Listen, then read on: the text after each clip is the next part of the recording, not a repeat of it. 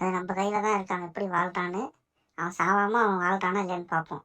இப்போ வந்து நம்ம செலக்ட் பண்ணணும் ஆம்பளையா பொம்பளை பிள்ளையான்னு. நான் ஆம்பளை பிள்ளை செலக்ட் பண்ணியிருக்கேன். ஓகே, இதில் ஒரு ஆளை செலக்ட் பண்ணணும். நம்ம திராவிடனை செலக்ட் பண்ணுவோம். 2வது இடத்துல அந்த கலரை செலக்ட் பண்ணிடுவோம். ஃப்ரெண்ட்ஸ், ஆள் பிறந்துட்டான் ஃப்ரெண்ட்ஸ்.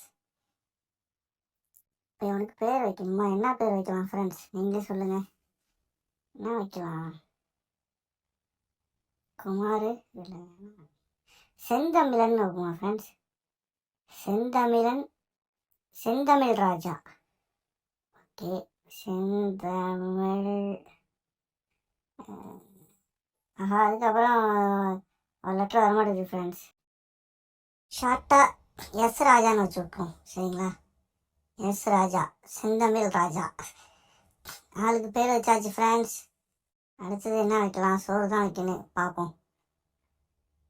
1 வயசு ஆகிடுச்சு, தவந்து போயிட்டான். எங்கே உட்காந்து அழுகுறான் ஃப்ரெண்ட்ஸ். ஏன்டா? இங்கே பாருங்கள் ஃப்ரெண்ட்ஸ், அம்மாவும் அப்பாவும் கை தட்டி கூப்பிட்றாங்க ஃப்ரெண்ட்ஸ். யார்கிட்ட வரேன்டு?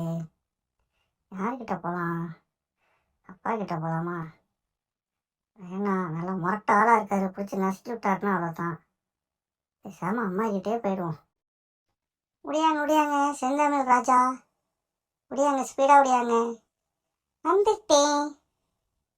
ஓ, அம்மா வந்து செந்தமிழ் ராஜாவுக்கு பால் கொடுக்குறாங்க ஃப்ரெண்ட்ஸ். செந்தமிழ் ராஜாவுக்கு இப்போ 2 வயசு ஆகிடுச்சு ஃப்ரெண்ட்ஸ்.